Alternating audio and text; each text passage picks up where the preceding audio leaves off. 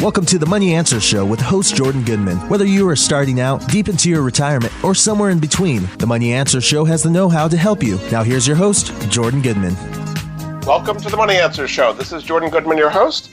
My guest this hour is Matt Frankel. He is a certified financial planner and investment advisor based in Columbia, South Carolina. He is also a contributor to the Ascent, which is a personal finance newsletter, part of the Motley Fool company. Welcome very much to the Money Answer Show, Matt. Thank you. Thank you for having me. Just give us a little bit of your background before we get into all these different personal financial topics. Sure. Well, I'm actually a former teacher. I call myself a reformed teacher. I used to teach high school math, and one of my biggest complaints was that there's a big lack of personal financial education in America, just period. I've taught at the high school and college level, and same thing. There's a lot of basic financial topics that aren't getting the coverage they deserve. I've always been kind of an investment buff, which is how I got into the Motley Fool. And one thing led to another, and I kind of combined my love for teaching and personal finance to help start the Ascent, which we launched about 2 years ago. And the rest is history. It's built up quite a bit. Tell us a little bit about the Ascent. What can people get there? What's free and what's charged? Just describe a little bit about the Ascent. Sure. Well, we are a totally free website. We specialize in personal financial advice and product reviews. The thing that separates us from a lot of our competitors is that we remove the bias, if you will. We do a completely objective review on things like bank accounts, mortgage products, the private student loans, things like that. And we really try to use our expertise and experience to really just give a complete, honest review. And in addition to that, you can find just some great financial advice on there. We have, like, for example, right now we have a lot of COVID-19 resources. We actually did a separate article for every state on how to claim unemployment, is one thing you can find on our website. Great. And just give people the website so they can find it. Sure. It is www.fool.com/the-ascent. ASCENT. Correct. And so it's a subscription. It's free, but you subscribe to it, and then you get it every day, every week. How often does it come? Well, you could subscribe for updates, but you could just check out the site at any time. We have our featured articles, and if you go to the top, you can see all of our product reviews whenever you'd like. Excellent. All right, so let's kind of start about the economic situation we're in right now. The economy is pretty much in lockdown. Unemployment has soared. You've done some recent surveys. Give us some of the results of some of the surveys about how Americans feel about their finances in this very unusual situation. Well, not surprisingly, over 60% of Americans say that they're worried about their finances right now. So that's the non-surprising statistic. 44% of Americans have said they have delayed a life event, like, for example, having a child or getting married or retiring because of the coronavirus outbreak. Not terribly surprising, especially given the record-breaking unemployment numbers. I can't honestly say that if I didn't have a job, my wife and I would have been as comfortable having a child, for example. So 52% of Americans say they've lost some level of income. Unfortunately, 43% say they're relying more on their credit cards to make it by. We have mixed feelings about that one. And then as far as the government's efforts to help, stimulus checks, it looks like people are actually using it very responsibly. 37% say they're going to use the money to pay bills. 26% say they're going to save the money. 20% say they're using it for necessities. And almost nobody says they're going to use it to just splurge or go on a shopping spree or something like that. So we're actually seeing some pretty encouraging statistics to go along with the downsides going on. So you say 60% are worried about their finances. Specifically, what are they worried about most? Mainly, it seems they're worried about income and their investments. The 401ks are a big concern. As a financial planner, the number one question I get right from clients is, what do I do with my 401k now? So investments are a big concern. And that's especially true if people have seen income disruption. They want to know if they should, move their 401k to cash or things like that.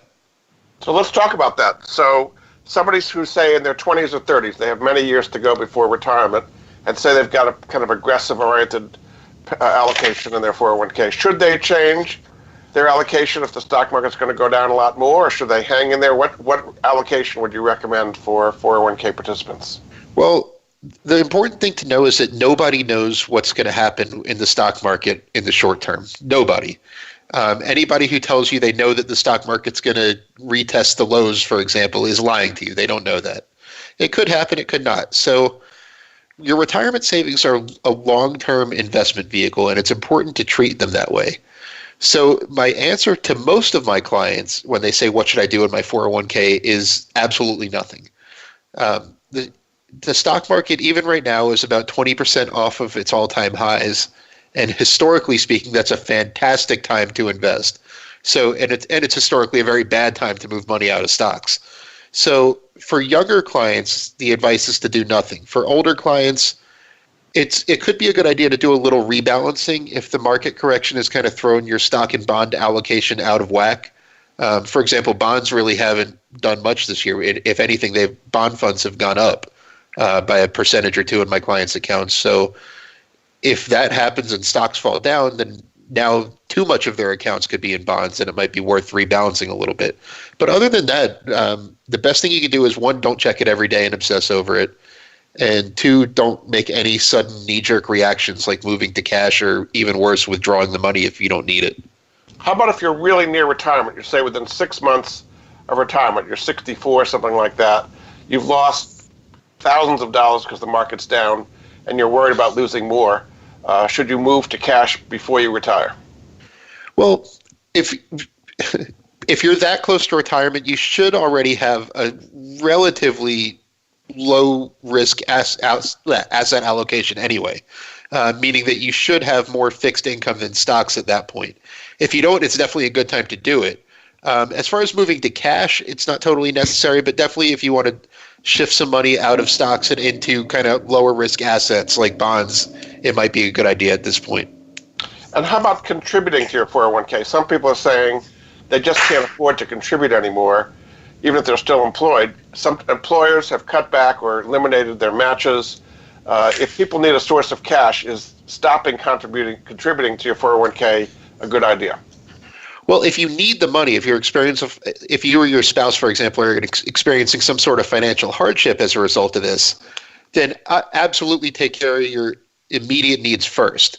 If you haven't experienced income disruption and you can still afford to contribute to 401k, as I said, it's historically this is a great time to invest. If you had invested when the market had dropped 20% during the financial crisis, for example, even though it ended up falling further, you still would have been in a great position long term.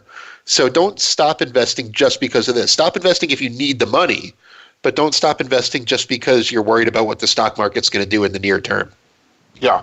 So let's talk about the stimulus checks a little bit. So they were sent out. I think I heard about a quarter of Americans have gotten them so far. A lot of people have the wrong bank accounts, or one way or the other, they haven't filed electronically. What is the right thing to do with the stimulus check? Say you don't need it for necessities. Should you save it, or what should you do with it?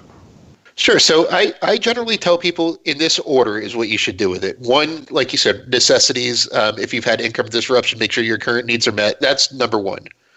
The second thing is if you have any high interest debt, that's number two. If you have credit card bills that you could pay off, anything at high interest rates that is what you would call a bad debt, get rid of that.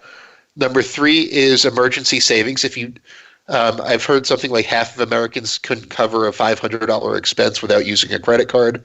If you're in that half of Americans, then saving for an emergency fund is a great use of the money. And if all of those are taken care of, then it could be a good idea to think about investing the money. I've had a lot of friends who invest and a lot of clients who invest their stimulus checks, and I've had them all go through that kind of three-step process before deciding if it was a good use of the funds. Now, we've just renewed the Paycheck Protection Program, the PPP, for small businesses to keep employees on the payroll. Do you think we may get future stimulus checks after this one? It's entirely possible. The big X factor is how long is this going to last? When is the economy going to start getting back to normal? And when we start seeing the actual unemployment rate as a result of this, you might see some more goings on in Congress about getting a second round of stimulus checks out. But and you got to remember, it's not just the stimulus checks that we're seeing. It's also these enhanced unemployment benefits that are in place through the end of July that are really helping. In a lot of cases, people are getting more money from unemployment than they were from their jobs with the extra $600 a week. So that itself is a form of stimulus. But if it looks like the economic damage is going to be a lot worse than originally thought, then it's entirely possible we'll see another round of stimulus checks. So you're a financial planner. You're planning ahead. When there's uncertainty, as there is now, how long is it going to be lasting, how deep it's going to be? There's kind of a best case scenario and a worst case scenario. So take us through first the best case scenario and how you should be planning according to that, saying this is a V-shaped recovery, people get their jobs back. Just kind of describe what would be involved in planning for a best case scenario, and then we'll do the worst case scenario. Well, best case scenario, I would say, would be that by that July 31st date, when the CARES Act unemployment provision is going to run out, everything's essentially back to normal. I don't view that as particularly likely. I think that some measures are going to be kept in place a lot longer than that. But if it is a V-shaped recovery, then the stimulus package might have actually been a little bit of overkill in terms of too much money pumped into the economy. If that's the case, then and everyone gets their jobs back and everything goes back to normal right away, then it's an ideal situation. There's not a ton that you need to do differently. And let's talk about the other side. Say it's a worst case scenario. The stimulus hasn't worked. Unemployment keeps going up. Companies are not hiring back. The virus is still around. How do you plan for that? Well, that's the tougher call, and that largely depends on the government response. So far, I mean, people have different feelings about the government's prevention for the pandemic itself and their reaction to the virus itself. But on the fiscal side, it seems like they're doing everything right at this point. So I have no reason to believe that if this lasts longer than expected, there won't be more stimulus efforts. They won't extend the enhanced unemployment, for example, things like that. So it's a good idea to err on the side of caution with your personal finances. Cut out unnecessary expenses. Now, the advice toward that could be a little different during this than under normal circumstances. For example, I couldn't, in good conscience, tell someone who's stuck at home to cut their Netflix subscription. But there's a lot of ways you could go about trimming expenses, order out for food less, things like that. And definitely err on the side of caution is what I would say if you're concerned about a worst case scenario. Very good. We're going to take a break. This is Jordan Goodman of the Money Answer Show. My guest this hour is Matt Frankel. He is a contributor to the Ascent, which is a free newsletter about personal finances from the Motley Fool. You can find out more at fool.com/the-ASCENT. We'll be back after this. You've been listening to the Money Answer Show with Jordan Goodman. If you have a question for Jordan or his guest, please call us now at 866-472-5790. That's 866-472-5790. Now back to Jordan. Welcome back to the Money Answer Show. This is Jordan Goodman, your host. My guest this hour is Matt Frankel. He's a contributor to the Ascent, which is a personal finance newsletter, free newsletter online provided by the Motley Fool. You can find out more at fool.com/the-Ascent, ASCENT. Welcome back to the show, Matt. Thank you. It's been fun so far. Glad to be here. So the big thing people are asking today is, what if you just don't have the money to pay your bills? So let's start in certain areas. Let's start with housing. So Sure. You don't have enough money to pay your rent or your mortgage. Now, there have been some temporary stoppings of foreclosures and evictions, but how are you supposed to negotiate with your landlord and still keep a roof over your head? So yes, they've stopped evictions. If you pay a mortgage, 95% of mortgages are federally backed, meaning that they're either backed by Fannie Mae, Freddie Mac, or you have a FHA or VA mortgage. Those are all entitled to up to 1 year of loan forbearance. All you have to do is call your lender and ask for it. That's part of the CARES Act. It's guaranteed. And as far as landlord assistance, most jurisdictions have put a complete hold on evictions. That doesn't necessarily mean you don't have to pay your rent. It just means that you can't be evicted for the time being. Once this is over, the rent will come due. Having said that, I'm a landlord myself. I own a couple of investment properties. landlords, for the most part, everyone I've talked to anyway, is more than willing to work with tenants who are affected by this. I have tenants in one of my properties that are restaurant employees, and I'm working with them. So the key point with pretty much everything that we're going to talk about is just pick up the phone, or go to your computer, email, make contact, because they're not going to just forgive your rent automatically. You need to call and explain your situation. But most have been very, very good about working with people. What if you literally have no money? I mean, you've lost your job, you had no savings. As you said, lots of people have saved very little or nothing, and you literally can make no payments on either your rent or mortgage. How can you negotiate in a case like that? Well, make your case known. It's not in anyone's best interest, landlord or tenant, to have an eviction.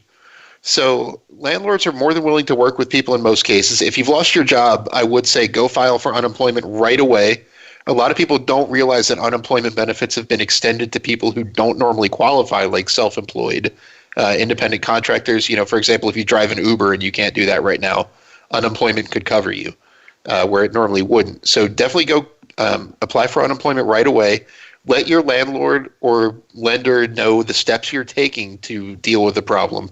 Say, I don't have anything right now, but I'm doing X, Y, and Z that should let me get caught up at a certain date. So if you don't have any money, can't make any payments, let your landlord know and take the appropriate steps to fix the problem. And you'll be surprised how far that'll go in most cases.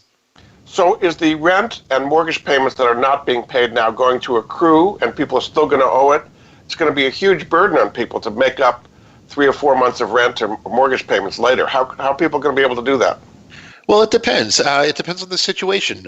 With landlords, a lot of landlords, myself included, are letting tenants apply their security deposit toward rent. For example, when my tenants moved in, we collected a month's security deposit, and I tell people if they would need to use that for April or May's rent, then you have that money there available. So there's things like that. With mortgages, generally what's happening is people are adding it to the end of their mortgage. In other words, instead of 3 months of mortgage payments coming due immediately, their mortgage term will just be extended by 3 months, and they'll make 3 extra mortgage payments in years in the future. So ask your lender about options. Most lenders are not doing lump sum payments. You can either add it to your payments spread out over the remaining loan term, add it to the end of the loan term.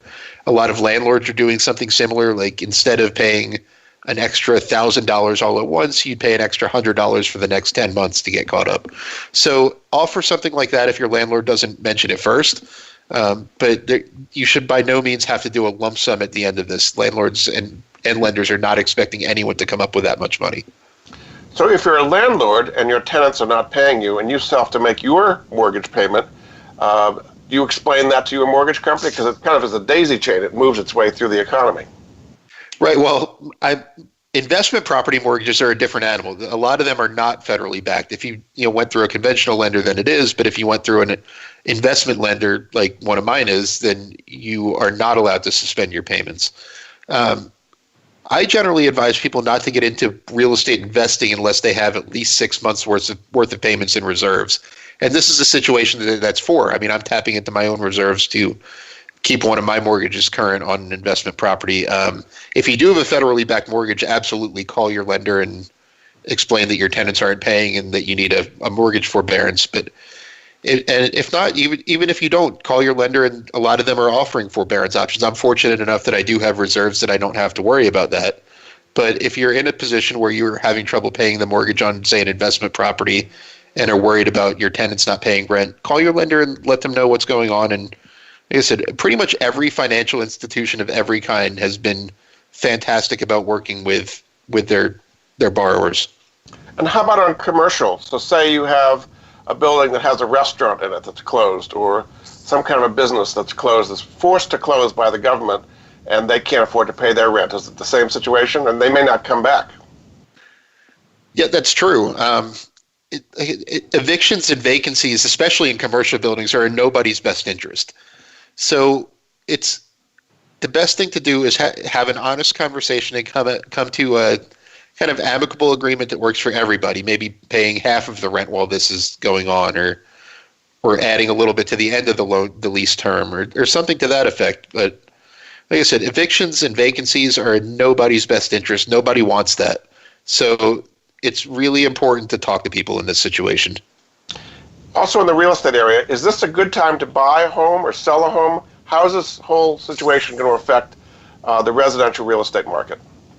Well, nobody knows for sure. What I will say is that real estate is kind of a lagging indicator of the economy. In other words, when the economy gets bad, you won't see a wave of foreclosures and stuff like that right away. People might have enough money to pay their mortgage for another few months. Then the foreclosure process happens. Then you see things really start to get bad. So home prices tend to lag behind the market. After the 2008-09 financial crisis, for example, the real estate market didn't bottom until 2012.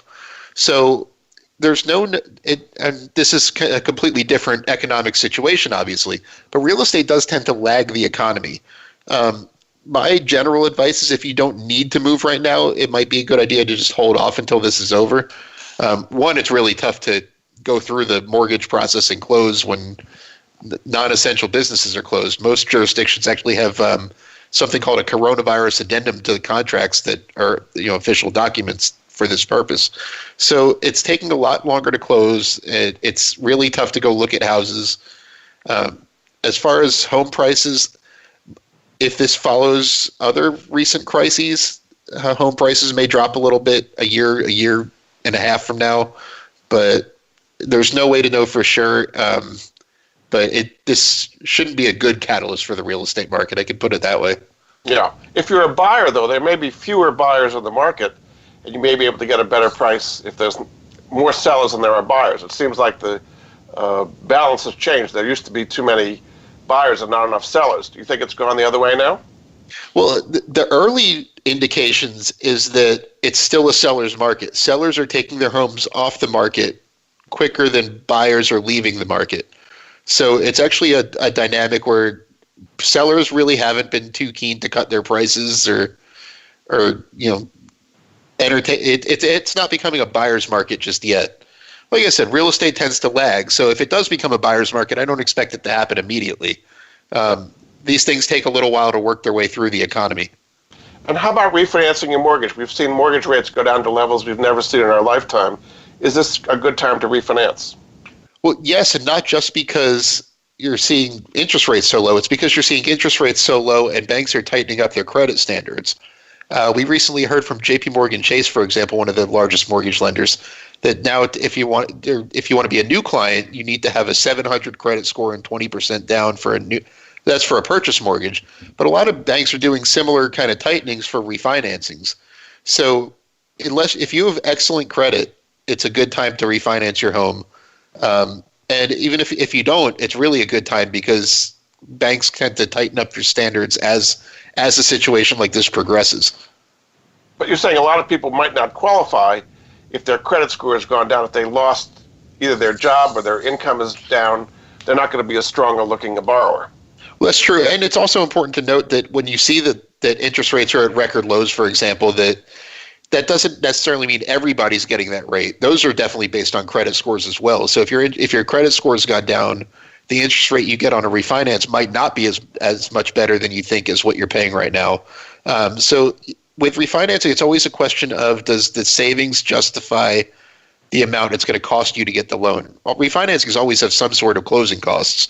So you have to be sure that the long-term savings justify that. And depending on your credit score, the refinancing rate you get, that may or may not be true. Yeah, very good. Okay, we're going to take another break. This is Jordan Goodman of the Money Answer Show. My guest this hour is Matt Frankel. He's a contributor on personal financial topics at the Ascent, which is a free newsletter you can get put out by the Motley Fool.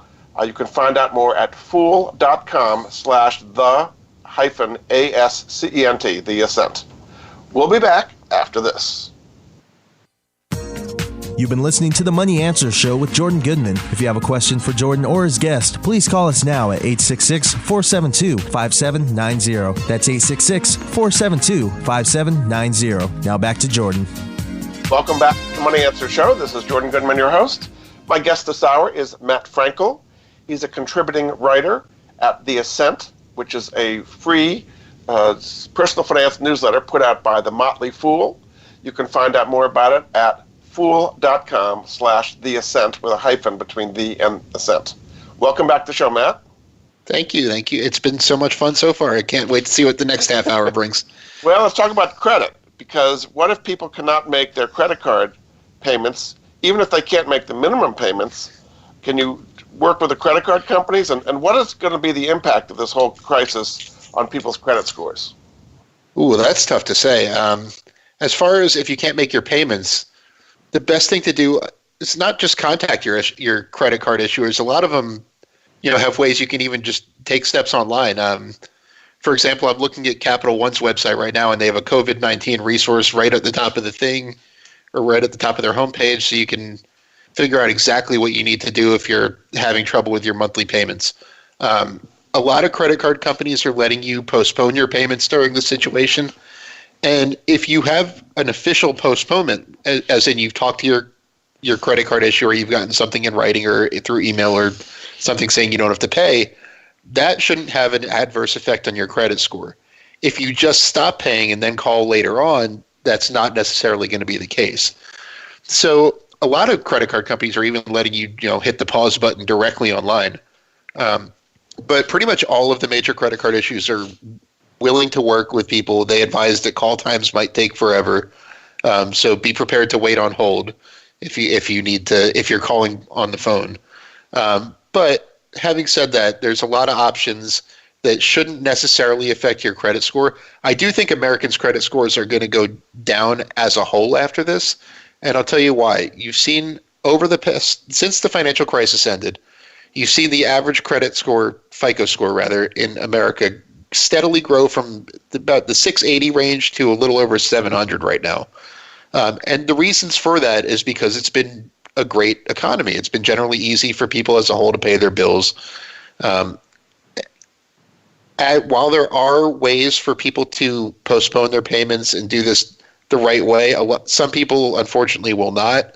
So I do think that Americans' credit scores could suffer. I strongly, strongly encourage you to work with your creditors to make sure something like that doesn't happen. But it's not going to happen to any listeners of this show. But the theme of what you're saying all along is communicate. Communicate with your lenders, your landlords, your mortgage companies, because if you just disappear, then trouble's going to happen. Is that right?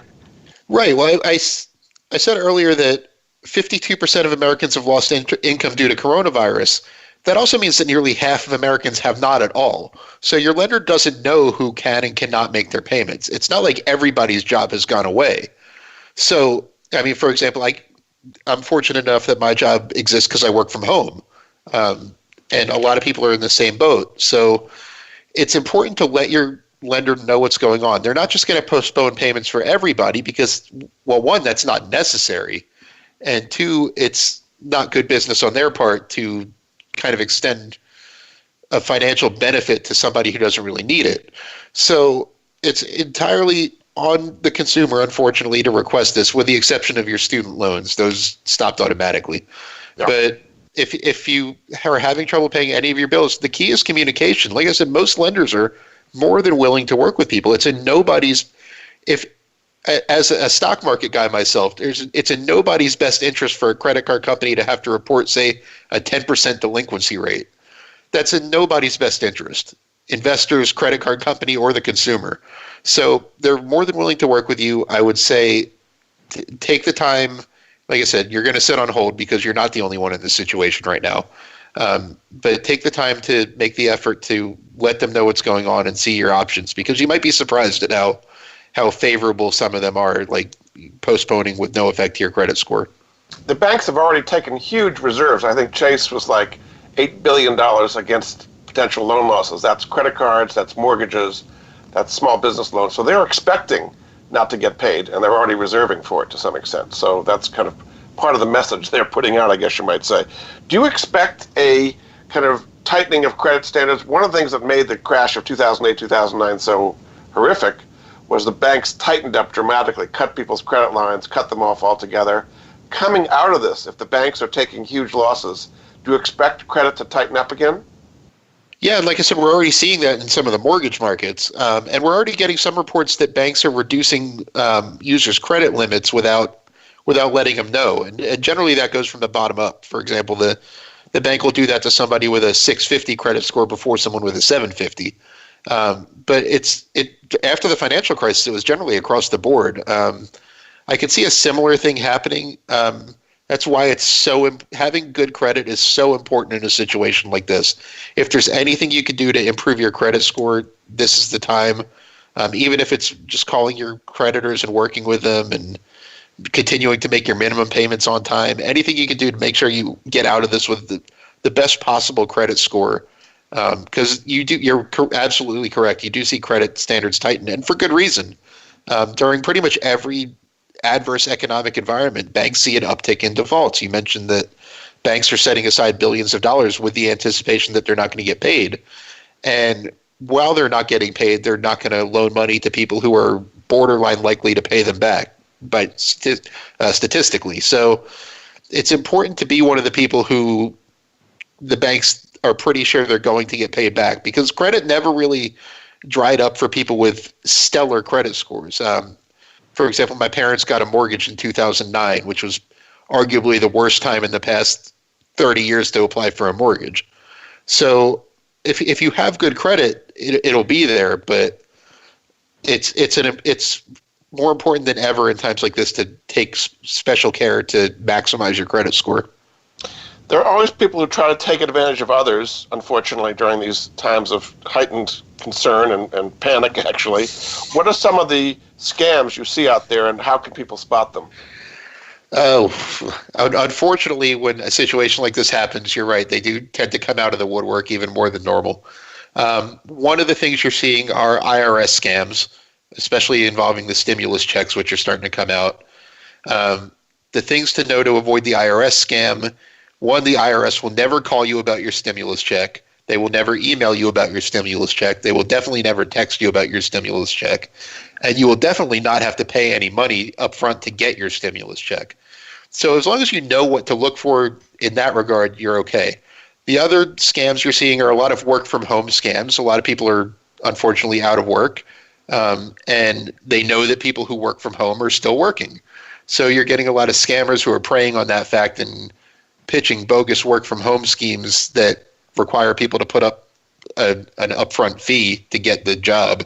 And then as soon as you put up the fee, they disappear. So you're seeing a lot of work from home scams. If anyone asks you to put up money ahead of time to get a job, it's probably not real. And the third scam you're seeing a lot right now has to do with coronavirus treatments, people selling bogus treatments. There is no treatment that is proven effective on the coronavirus yet. So be careful if somebody, I don't know how anybody would get your patient records or something and know that you had it, but to sell preventatives or things like that, you're seeing a lot of these pop up, and people are buying them. And there's the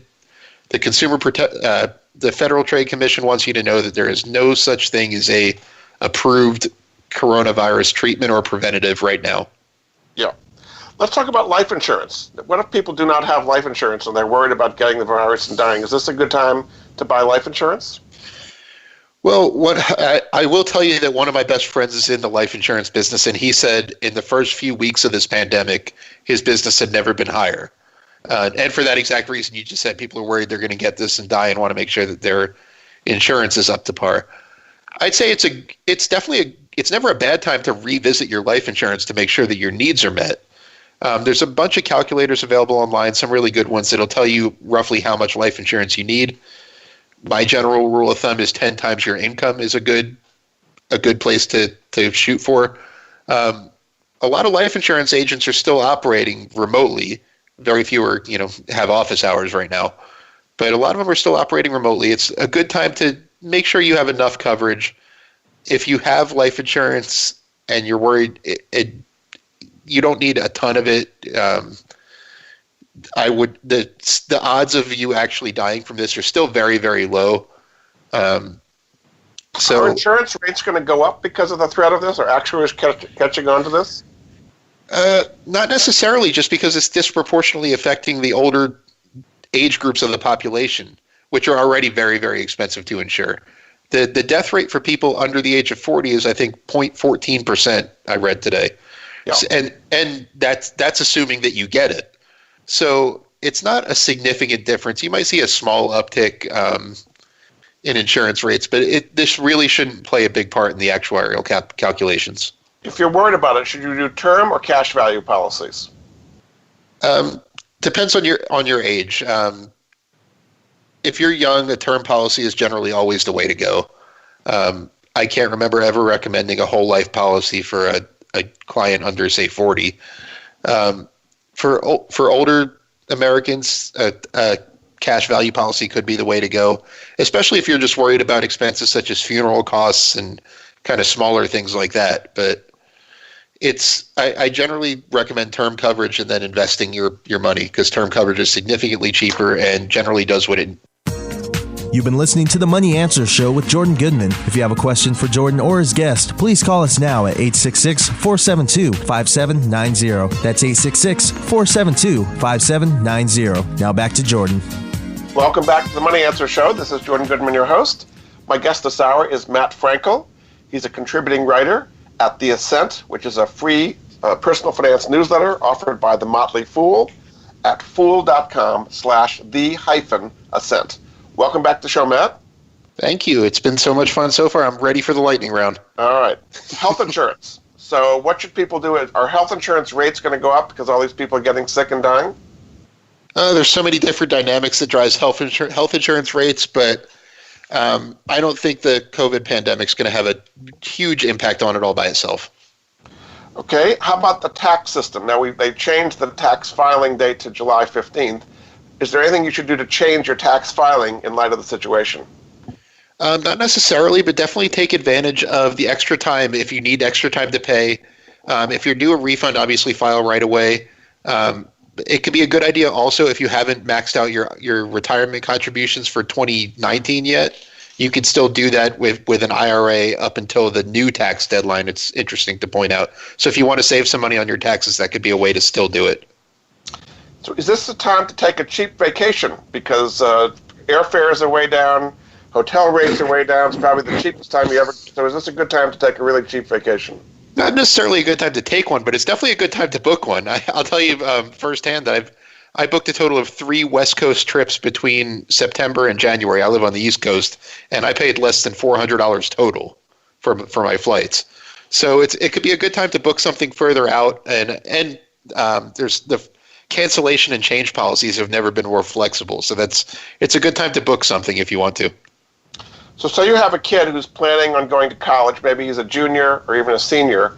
How should the calculation towards college change by what's happened here? And maybe colleges won't even be open in the fall. That's true.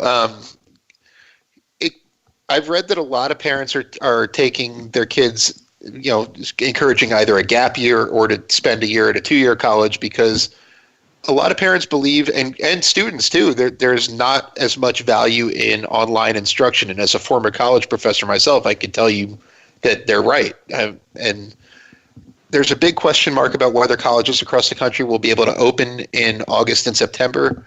I believe they will, but that's still a big question mark. So it could be a good idea to at least have a backup plan if you're not willing to do another semester of online classes.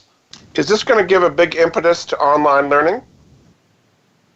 Well, there's pros and cons. Online learning, it's definitely showing that more people are able to learn online than originally expected, and just like it's showing that more people are able to work at home than employers originally thought. But that doesn't mean there's as much value in it as in-person classes. I could see, especially short-term, there being an uptick in people who want online learning. Even if college is open, there's going to be a segment of the population that doesn't want to risk exposure to the virus or things like that. So I could see, at least in the short term, this could be a big catalyst for online learning. And what would you recommend for so-called graduates? They may not have graduations, but people who are going to leave their schools this spring. It's going to be a pretty horrible job market. What would you expect for them?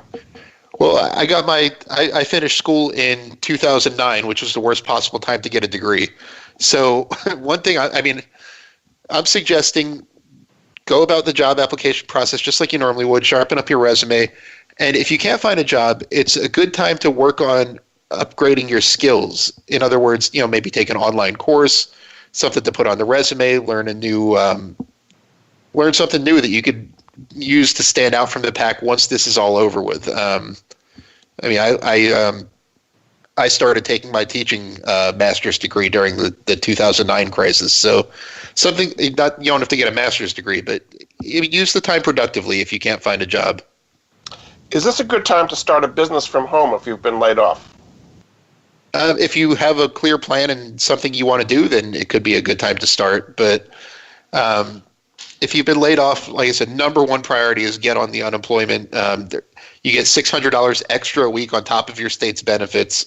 And once you've done that, with that time, if you want to explore starting a home-based business, I can tell you, for example, my brother-in-law, he's starting his home business where he's power washing houses that he's always wanted to do. So there's options there for people who want to start businesses, and if you're financially ready, it's a good time to do it. Don't start without a plan is the big thing I can suggest. What do you think is going to happen with the Paycheck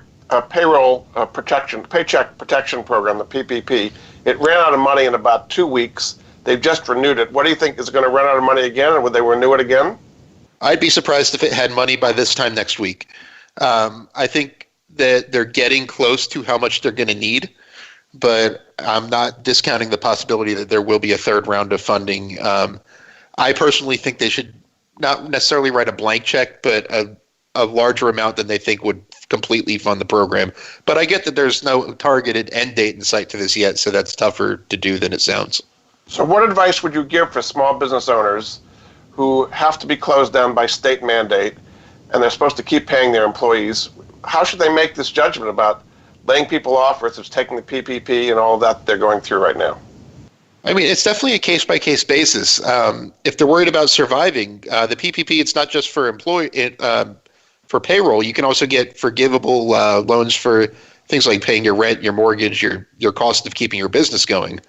So if you can comfortably afford all your other expenses, lay off employees, especially if they're going to do better under unemployment than they would by being kept on payroll. I was reading one story about a business in Georgia who got a PPP loan, and her employees hated her for it because they would have done better under unemployment. So it's definitely a case-by-case basis. But it's worth pointing out that the PPP loans are not just to protect paychecks. They're also to protect the business itself in the form of rent and mortgage payments. In about a minute or so we have left, just kind of summarize your advice on how people can get through this incredibly challenging time. The number one thing I can tell you is take a deep breath. This too shall pass. Focus on taking care of your family. Focus on your immediate needs before you worry about anything long term. Don't pay too much attention to your 401k. Don't pay too much attention to what's going to happen down the road. And just be conservative with your finances. Take a breath, and this will all be over hopefully sooner rather than later. I'm glad to hear it. Very good. Well, thanks so much. My guest this hour has been Matt Frankel. He's a contributing writer to the Ascent, which is a free newsletter about personal finance from the Motley Fool. You can find out more at fool.com/the-ascent, ASCENT. Thanks so much for answering a lot of questions about this whole situation, Matt. Yeah, thank you so much for having me. Thanks again. We'll be back next week with another edition of the Money Answer Show. Goodbye for now. Thank you for joining Jordan Goodman and the Money Answer Show. If you have a question for Jordan, please visit his website at www.moneyanswers.com. And be sure to tune in every Monday at 12 p.m. Pacific Standard Time right here on Voice America Business. See you next week.